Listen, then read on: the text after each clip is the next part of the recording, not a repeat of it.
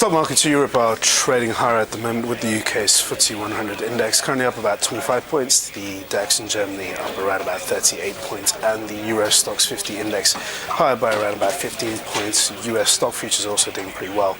The US market is rebounding after yesterday's weakness, and the Dow Jones Industrial Average front month futures contract is currently up around about 32 points, while the S&P 500 contract is up around about 4 points. Going into the commodity space, gold is currently up about $7. In the core government bond space, UK gilts and German bonds are also tracking higher. When it comes to the FX markets, the dollar is still taking a bit of a pounding, and the yen is stronger. Good morning, I'm Nishak Siddiqui, and welcome to your Daily Market Bite. We'll give you guys a quick idea of what's going on in financial markets today. So we had a weak session overnight in Asia, and that was again sparked by the geopolitical tensions in the Ukraine and what's going on with these sanctions that have been put on by the West. Overnight in the US, President Obama in America, he imposed much stricter sanctions on ministers in Russia.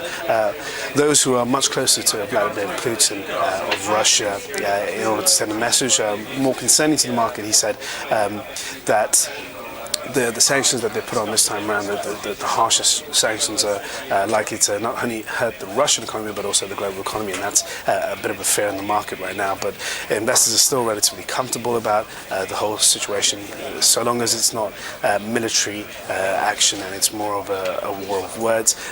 And more notably, when it comes to the EU, they're finding a very difficult time to actually put more tougher sanctions on, because the real reason is that the tougher the EU gets on them, the more detrimental it is for the European economies. So right now it's only very small incremental increases of sanctions, and not enough to really hurt the Russian economy. So that's a situation that many people need to continue watching. The other thing that's reshaking markets is, of course, Janet Yellen, the Federal Reserve's new chairwoman. She in her latest policy meeting suggested that the Federal Reserve could raise interest rates as early as April 2015.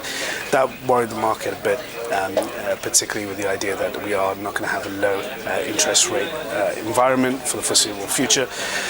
However, that's something that the market is now somewhat digested and getting used to. They're getting used to the idea that interest rates cannot stay low forever.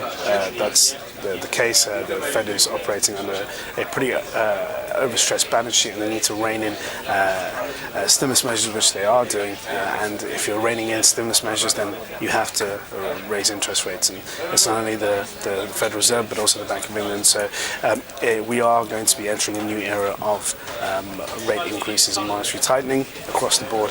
And that was the first thing that the market got from the Federal Reserve meeting. Also, what also is shaking the markets itself is the general kind of mood around the weakness in China and the stalling growth in the second largest economy of the world. A situation that many people are still watching, and Chinese data is very much in focus on the back of that. That's all for your Daily Market Bite. Thank you guys for watching, and I will see you all next week. Cheers.